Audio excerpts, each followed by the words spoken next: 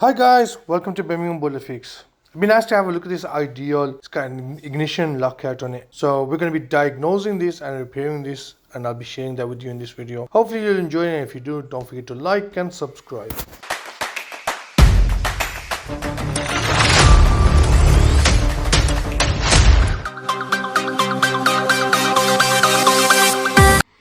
Right guys, before I start the repair on this boiler, just to let you know, we repair boilers in Birmingham, South Birmingham, Solihull, Knoll, Dulwich, domestic and commercial. So if your boiler is broken down, give us a call. Alright, the first thing I'm going to do is press the reset on it and just check what stage the boiler locks out on.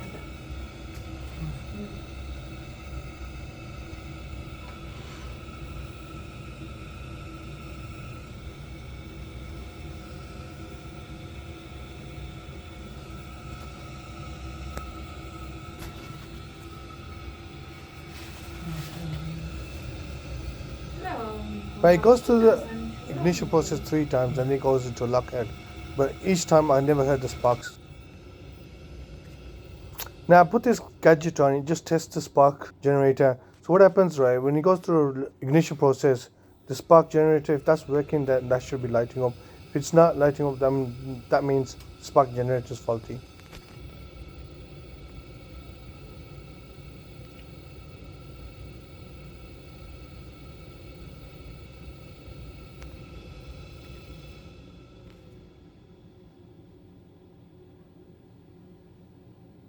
Now before I order a spark generator, I need to make sure if there's any power going to the generator. So I'm checking for 240 voltage with my multimeter, and there was power going to it. So that came to the conclusion that spark generator needs to be changed. Yeah, I like to get all the jobs done on the same day rather than I'll come back tomorrow. So that's fine. I'm just gonna take that out.